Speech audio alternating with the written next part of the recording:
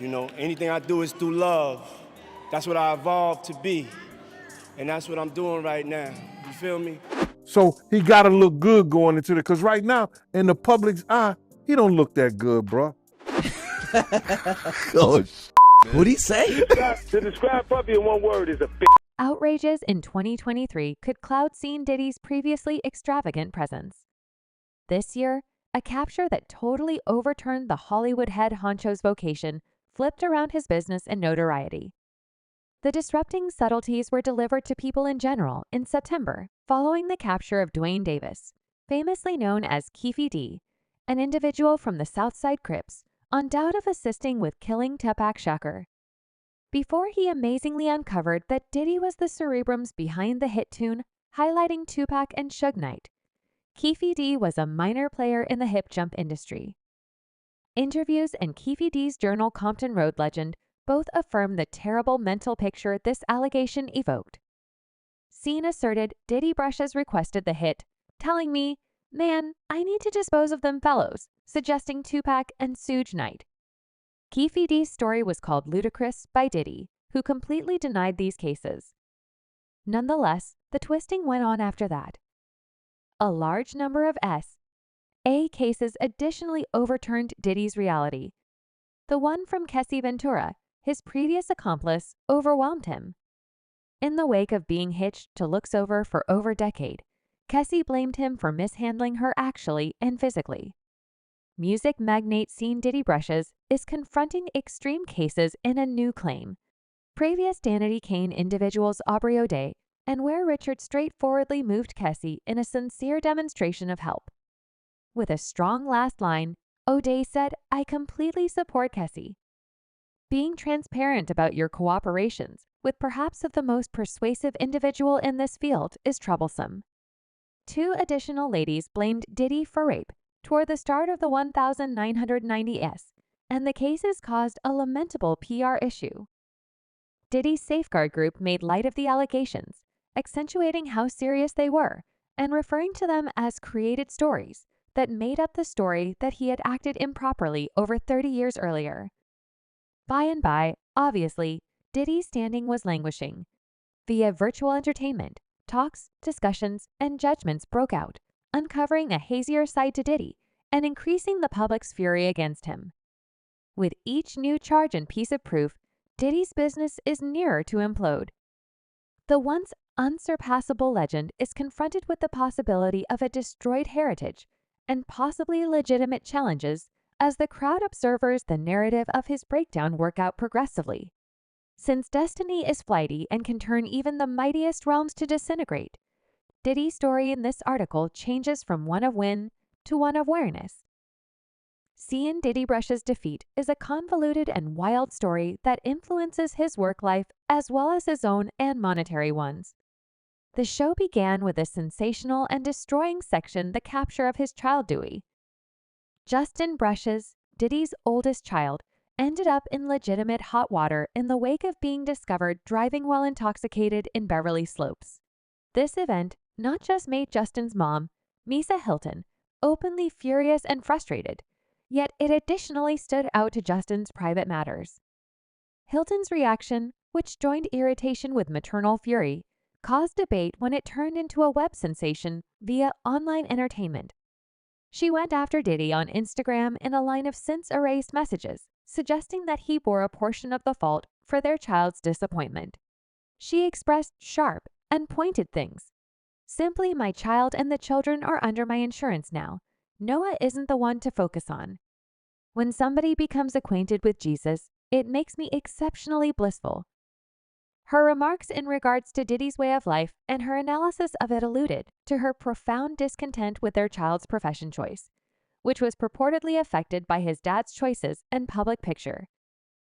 Proficient and familial issues reached a critical stage when worldwide brand Diageo proclaimed it was finishing its organization with Diddy. Diddy documented a claim against the organization, guaranteeing that they were oppressing him because of his tone and overlooking his brands, which ignited this monetary question. Diageo sent off a savage dissent, guaranteeing that Diddy had broken his agreements on display and had acted in dishonesty.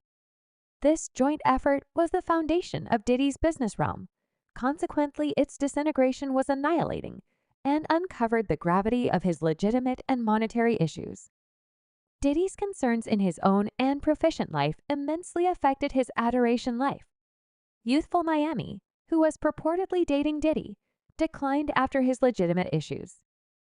As per those with first-hand information regarding this situation, Youthful Miami sent somebody to remove her assets from Calm's manor, trying to disassociate herself from the issues.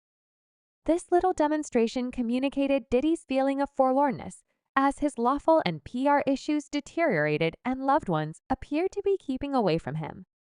In a progression of issues, Diddy made what appeared to be an extremely open demonstration of generosity, trying to rescue his falling vocation.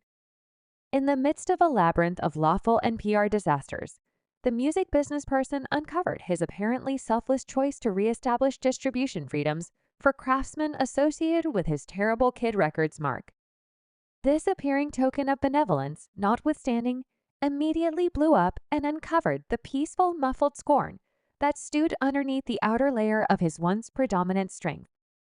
The response got back with a puncturing speed. Few out of every odd entertainer that endorsed to Diddy's terrible kid name got a similar treatment from him. The famous R&B threesome B5, who rose to distinction in the 2000s thanks to a notable miscreant, vented their disdain. They discussed how alone they felt in a meeting with the We in Miami digital broadcast, expressing things as, "We heard nothing," "We didn't get no calls," or any such thing. That showed their enthusiasm. P.S. Please, Diddy, how about we all get distributed? They communicated stresses over distributing's future and lamented their obliviousness when they thought back on their time at the mark. Another past awful kid craftsman, Imprint Curry, offered more pointed yet comparable analysis. He scrutinized Diddy for the signal in a whole Instagram video, marking it self-serving and unimportant. Presently, what is it worth? At the point when I addressed, he said he had given mine back to me quite some time in the past. It was a negligent deed. How about you simply pay me and keep it? I inquired. Curry's comments pointed out a more serious issue. The return freedoms are considered to be useless. He introduced an incredible model. How of late have you expected to gather $50 from a borrower? You were not made up for it. The $50 will amount to nothing when it comes time for them to pay you. Curry's analysis was not exceptional.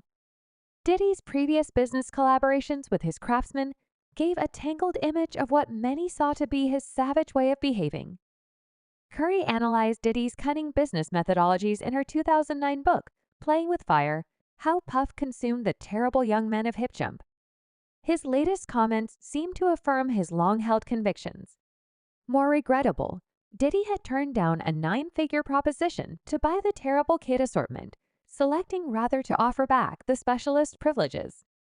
Some saw this as an estimable endeavor at self-strengthening, while others viewed it as a painstakingly suspected out-stratagem to get him free from any bad behavior from an earlier time.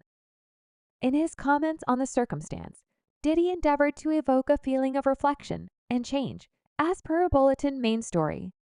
He proceeded, "I'm pleased with myself for getting it done, yet I felt like I needed to thoroughly search in the mirror, since I was placed in a circumstance where I felt like I needed to.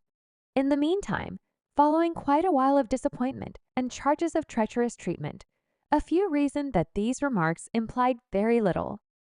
These vain endeavors at amends did essentially nothing to change the predominant account. Rather, they expounded on the discouraging story of Diddy's destruction. With all the analysis and unfulfilled assumptions from previous partners, it seemed like a head honcho was attempting short of what was needed to compensate for past wrongs. The once renowned Wiz gave off an impression of being managing the aftermath from his past deeds, and every compensation endeavor he exacerbated made matters. He was at present dealing with a perplexing organization of lawful and reputational issues. The more seriously Diddy's life is at present being overturned, the more clear the admonition indications of his developing issues become. Misfortunes, exposure issues, legitimate difficulties, and worthless endeavors at picture rebuilding present an image of a man who is getting increasingly lost and broke. Various claims and events demonstrate a significant monetary and reputational cost, especially considering the state charges that convey the chance of prison time whenever viewed as variable. Being detained or shipped off jail concerns him a ton. His circumstance deteriorates when significant business connections separate. The disintegration of his business relationship with Diageo, a fundamental part of his domain, focuses to an impressive loss of income. Both this misfortune and the petulant choice to surrender the film's conveyance freedoms, which many saw as a frantic endeavor to safeguard his standing, highlight a critical monetary channel.